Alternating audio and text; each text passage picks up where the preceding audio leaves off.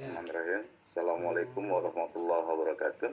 Waalaikumsalam Yang warahmatullahi saya wabarakatuh. hormati Ibu Puspa Dewi, Kasih dan PKLK Jakarta Timur 2, Bapak Sidikdas PKLK wilayah Jakarta Timur 1 yang insya Allah mungkin hari ini hadir dalam rangka sosialisasi secara virtual.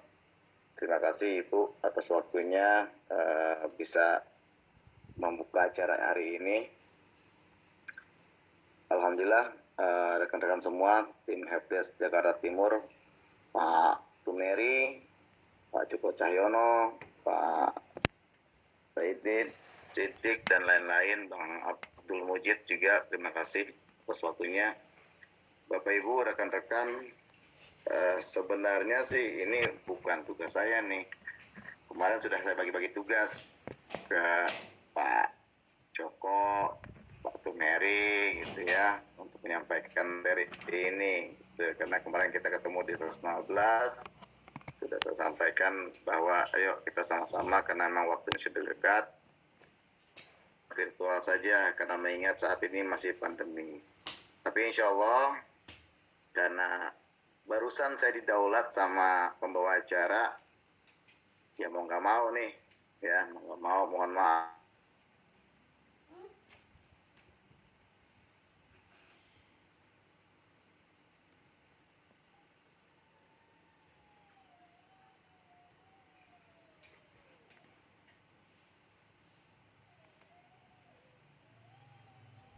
Nah, tapi yang kalau saya lihat di data sistem sih ada 291 sekolah, gitu. Kedengaran nggak suara saya?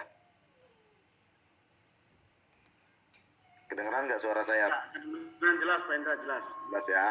Nggak, soalnya tiba-tiba nih internet saya unstable atau tidak stabil gitu. Takutnya putus kayak kemarin. Bapak Ibu rekan-rekan proktor yang saya banggakan, saya rasa kemarin tanggal 25 November 2020 Bapak Ibu Kepala Sekolahnya sudah diundang meet juga oleh ke bidang SMP SMA. Kemarin itu dibuka langsung oleh Pak Kabid, Pak Dr. Husin. Lalu dilanjutkan paparan oleh Pak Kasih Kurikulum, Bapak Limo Podas, lalu dilanjutkan oleh saya. Mungkin Bapak Ibu rekan-rekan sudah sangat paham bahwasanya semenjak UN dibatalkan dari dihapus dengan Permen nomor 4 tahun 2019 ketika itu COVID pertama kali muncul, lalu UN dihapuskan, maka pada saat itu muncul sebuah kalimat yang mungkin, kata-kata yang mungkin membuat jadi bingung. UN akan dihapus diganti dengan AKM. UN dihapus diganti jadi AKM. Orang-orang berpikir kalau UN dihapus maka jadi AKM, maka nanti pasti sampelnya adalah anak-anak kelas 9. Karena pada dasarnya UN itu dilaksanakan oleh anak-anak kelas 9. Namun kenyataannya ternyata AKM dengan UN ini sangat berbeda jauh. Sangat berbeda jauh ya. Dari segi penilaiannya, dari segi ujiannya dan lain-lain ini sangat berbeda. Gitu. Nah, berjalan dengan irinya waktu, ketika sudah di pertengahan tahun ini, Pak Menteri membuat sebuah terobosan AKM diganti menjadi AN. Jadi kalimat AKM berubah menjadi AN. Apakah AKM-nya dihapus? Tidak. AKM-nya justru masuk ke dalam AN tersebut. Jadi asesmen nasional. Asesmen nasional ini terdiri dari 3 jenis survei yang nanti akan dikerjakan oleh anak-anak kita, terutama anak kelas 8 yang menjadi sampel. Nah, inilah perbedaannya antara UN dan AN. Jadi dapat saya simpulkan bahwa AN bukanlah pengganti UN. Jadi Bapak Ibu harus dipahami, AN bukanlah pengganti UN. UN sudah dihapus, full dihapus, tidak ada penggantinya. Tidak ada ujian yang mengharuskan kelas 9 ujian secara nasional. Diganti menjadi AN, bukan diganti. AN ini hal yang baru. Kenapa baru? Karena AN ini sampel siswanya adalah siswa kelas 8 SMP, siswa kelas 11 SMA SMK, siswa kelas 5 SD. Nah, ini yang baru. Ujian nasional itu cuma SMP kelas 9, SMA kelas 9, SMK kelas 9, paket C juga di kelas 9 dan gitu, 12 gitu ya. Sesuai dengan jenjang akhir. Sementara AN ini SD ngikut. AN ini SD diikutkan. Pertama kalinya SD ikutan ujian berstandar berbasis komputer daring. Jadi sekalinya ikut ujian langsung UBKD, daring, online full. Gitu. Jadi itu dulu yang saya sampaikan. Jadi harus kita pahami bahwa AN bukanlah pengganti UN. Ya. Nah, gimana anak kelas 9 lulusnya? Saya sesuai dengan permen, sesuai dengan peraturan kepala dinas pendidikan Provinsi Jakarta, bahwa kelulusan itu diatur oleh sekolah dengan ujian sekolah tetap tuh, ujian sekolah tulis, ujian sekolah praktek itu tetap ditambah dengan nilai 5 semester. Ya, nilai 5 semester 1 sampai dengan semester 5. Nah, itu yang digunakan untuk kelulusan. Jadi tidak ada lagi ujian nasional. Ya, karena sampai dengan saat ini regulasi dari Pusmenjar, dari BSNP, dari Kementerian, bahkan dari Dinas Pendidikan DKI belum ada aturan yang mengganti UN.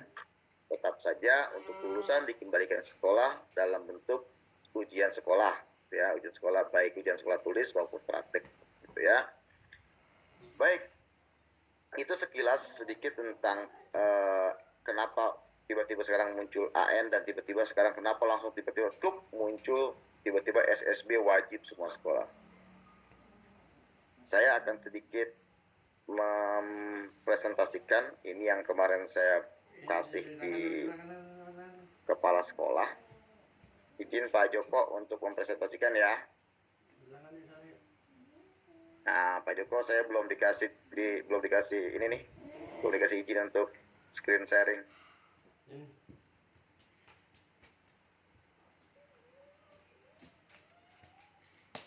Sudah, Pak? Sudah? Nah, oke, baik. Terima kasih.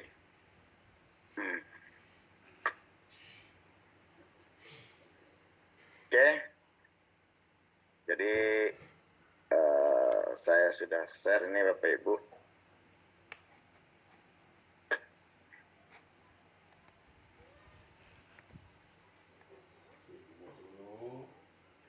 Slide ini sudah saya sampaikan pada Bapak Ibu Kepala Sekolah pada tanggal 25 November 2020. Slide ini juga yang kami gunakan untuk koordinasi dengan Kepala Sekolah SMA se-DKI ya, sebelum simulasi kemarin. Slide ini juga yang kemarin saya gunakan untuk presentasi kepada teman-teman SD. Kenapa kok bisa sama SD, SMP, SMA? Toh semuanya memang sama gitu, karena tidak ada perbedaan.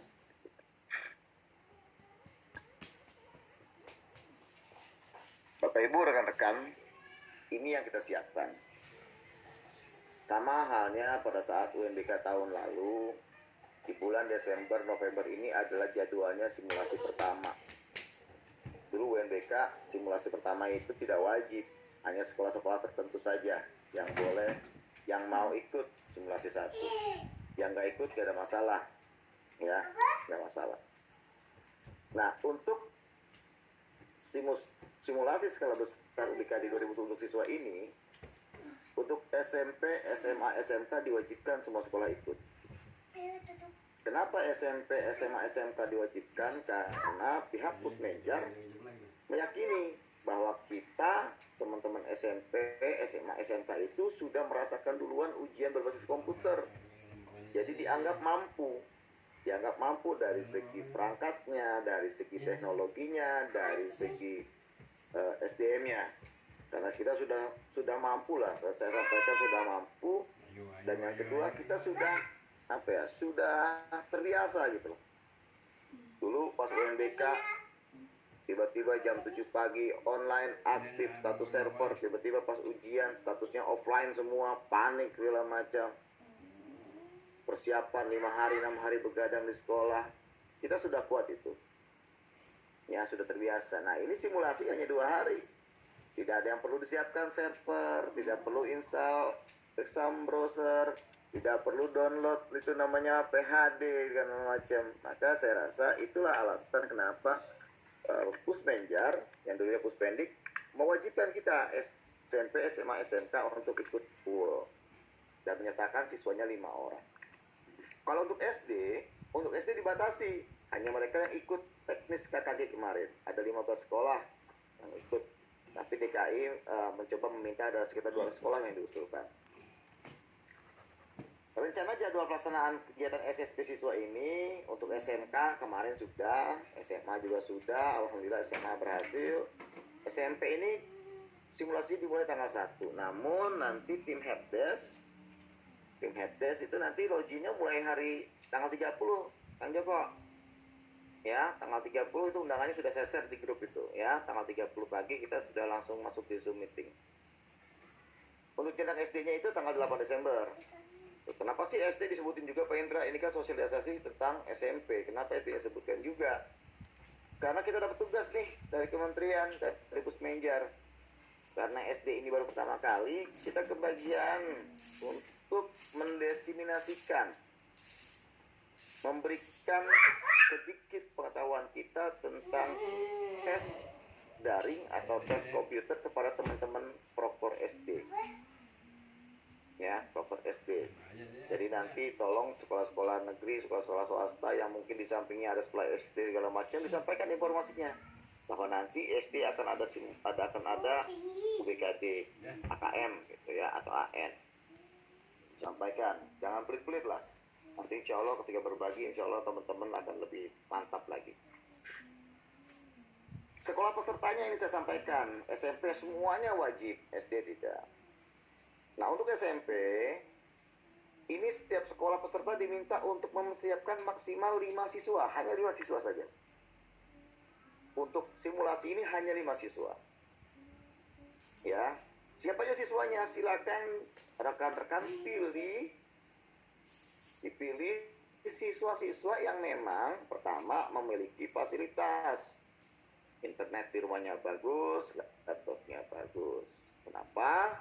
Karena Pak Kabit kemarin sampaikan, kalau bisa, karena kita masih PSBB transisi, maka simulasinya di rumah saja. Loh Pak, ini gimana Pak, kalau eksambronya belum dikasih tahu ke anak? Nah, pada install eksambro, anak boleh datanglah bergantian, kan cuma 5 orang. Ya, cuma 5 orang, nanti proktornya kopiin eksambro ke siswanya, nanti pas pelaksanaan baru mereka di rumah masing-masing. Disampaikan saya di bagian acara sampelnya bekerja. Gitu. Ya 5 orang. Kalau sekolahnya sudah wilayah zona hijau kayak di Jawa Barat, ya, di Jawa Tengah, di Sumatera, di Bangka Belitung, di NTT, mereka di sekolah, simulasinya di sekolah, ya. Karena kita Jakarta ini masih ngeri-ngeri sedap, gitu. Jadi Pak Kabit dan Bu Kadis menyampaikan simulasinya tetap dilaksanakan di rumah. Namun itu semua dikembalikan ke sekolah, ya, mengikuti protokol kesehatan yang ada. Untuk link pendaftaran, rekan-rekan nanti bisa masuk ke dalam web ubunbk.gomdikbud.id/ubkd. Username dan password silakan minta tuh ke Pak Joko, ke Pak Abdul, ke Pak Tumeri, ke Pak Rifki, ya, mereka yang punya username dan passwordnya. Username-nya sama dengan username UNBK P0105 bla bla bla. Passwordnya yang berbeda. Ya, passwordnya yang berbeda. Nanti saya akan coba masukkan ke dalam web UBKD-nya. Selanjutnya adalah timeline. Timeline ini sudah kami lakukan tim provinsi dan tim headdesk wilayah. Juli 2020 saya sama Kang Nur Jaman sudah ikut simulasi terbatas berdua diundangnya. Lalu dilanjutkan di bulan Agustus kami diajak untuk memanggil teman-teman helpdesk dan teman-teman helpdesk SD dan SMP. Jadi saat itu kami langsung masuk tuh di Agustus. Di September juga ada beberapa sekolah yang kita ajak sosialisasi sekaligus ikut tes terbatas, walaupun waktu itu banyak yang gagal ya Pak Joko ya. Tapi saya bangga karena ada beberapa sekolah, terutama SD itu yang antusias sekali sampai jam 9 malam minta dibukain server. Oktober kemarin juga sudah, ya teman-teman sudah jalankan. Nah sekarang yang November ini saatnya SSD untuk siswa. Jadi gurunya sudah, ya. Jadi gurunya sudah. Nanti tapi kita cek lagi nanti ya. TOT dan simulasi ini dimaksudkan apa? Simulasi yang pertama memperkenalkan kepada kepala sekolah, guru dan siswa serta dinas tentang AKM, asesmen kompetensi minimum dan survei karakter, khususnya materi dan model tipe soal. Yang kedua, membiasakan kepala siswa akan adanya tes AKM dan SK, termasuk metode penilaian yang berupa CAT. Nanti CAT saya jelaskan apa itu CAT. Lalu menginformasikan sekolah bahwa spesifikasi minimum yang digunakan untuk tes AKM dan SK. Yang selanjutnya adalah mengukur behavior, kelakuan akan peserta tes, mengukur